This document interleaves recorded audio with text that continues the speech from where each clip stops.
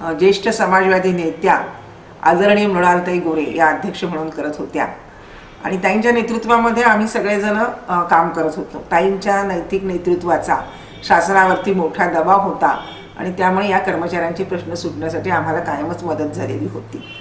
ताईंनंतर आता ही जबाबदारी माझ्याकडे आलेली आहे। सध्या मी अंगणवाडी कर्मचारी सभेची महाराष्ट्राची अध्यक्ष आहे आणि गेल्या 3-4 महिन्यापासून म्हणजे 9 ऑगस्टला ही जबाबदारी माझ्यावरती आली।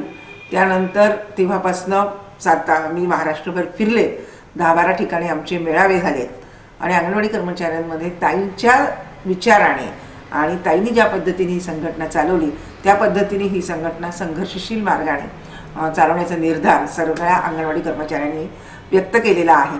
आता पुन्हा 24 तारखेला कोल्हापूर जिल्ह्यामध्ये गडहिंग्लजला मेळावा आहे, 25ला सांगली जिल्ह्याचा मेळावा आहे।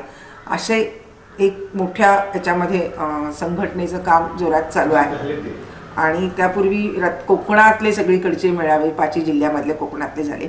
हर्सुलला नाशिक जिल्ह्यामध्ये मोठा मोर्चा झाला आणि एक मोठी ऊर्जा अंगणवाडी कर्मचाऱ्यांची माझ्या अध्यक्षपदानंतर मला दिसते असं की फार मोठी ऊर्जा अंगणवाडी कर्मचाऱ्यांमध्ये आहे आणि त्यांना अशी आशाही वाटते की अशा प्रकारे फिरणारं नेतृत्व मिळाल्यामुळे आपल्या कामाच्या मध्ये विशेषतः निवृत्ती वेतनाचा प्रश्न मार्गी लागेल असं दिसते। आणि मी अध्यक्ष झाले त्याच्यानंतर ताबडतोबच संसदीय समितीचा केंद्र सरकारने एक संसदीय समिती नेमली होती, त्याचा अहवाल आला आणि त्या अहवालामध्ये त्यांनी अंगणवाडी कर्मचाऱ्यांना सरकारने महागाई भत्त्याप्रमाणे मानधन द्यावं असं संसदीय समितीने सुचवलेलं आहे।